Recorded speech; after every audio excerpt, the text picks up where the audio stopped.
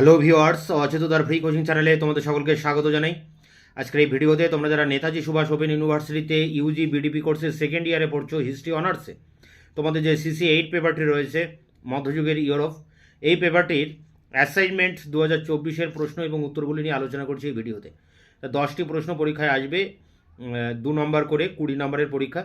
এখানে যে প্রশ্ন এবং উত্তরগুলো তোমাদের সামনে তুলে ধরছি, এগুলো খাতায় লিখে ভালো করে প্রিপারেশন নিয়ে তবে তোমরা পরীক্ষাটি দেবে, তাহলে তোমরা 20তে 20 পাবে। প্রথম প্রশ্ন, প্রিন্সিপিয়া ম্যাথামেটিকা গ্রন্থটি কে রচনা করেন? উত্তর হবে আইজ্যাক নিউটন। পরেরটি, আমেরিকার স্বাধীনতা যুদ্ধ কখন শুরু হয়? উত্তর হবে 1776 খ্রিস্টাব্দে। পরেরটি দেখো, দ্বিতীয় গুস্তাভাস এডলফাস কে ছিলেন? উত্তর হবে সুইডেনের যোদ্ধা রাজা।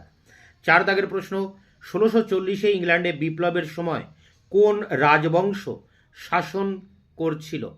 উত্তর হবে স্টুয়ার্ট। পরেরটি দেখো, রাম্প পার্লামেন্ট কি? উত্তর হবে দীর্ঘ পার্লামেন্ট। পরেরটি দেখো, গৌরবময় বিপ্লব কবে হয়েছিল? উত্তর হবে 1688 খ্রিস্টাব্দে গৌরবময় বিপ্লব হয়েছিল। 7 দাগের প্রশ্ন, আমেরিকার স্বাধীনতা যুদ্ধ কত সালে শুরু হয়ে কত সালে শেষ হয়? উত্তর হবে 1765 থেকে 1783 খ্রিস্টাব্দ। পরেরটি, কোলবার্ট কে ছিলেন? উত্তর হবে মার্কেন্টাইল তত্ত্বের প্রবক্তা। দেখো, কোলবার্ট ছিলেন ফ্রান্সের রাজা চতুর্দশ লুই এর অর্থমন্ত্রী।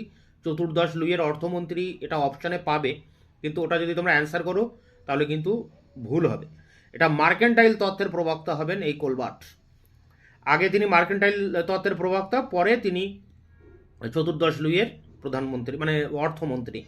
পরেরটি দেখো, জন লিল বার্ন কে ছিলেন? উত্তর হবে একজন লেভেলার তাত্ত্বিক ছিলেন।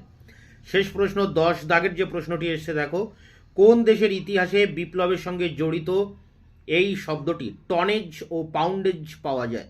উত্তর হবে ইংল্যান্ড। তো এই ছিল তোমাদের CC8 পেপারটির 10টি অ্যাসাইনমেন্টের কোশ্চেন অ্যান্সার।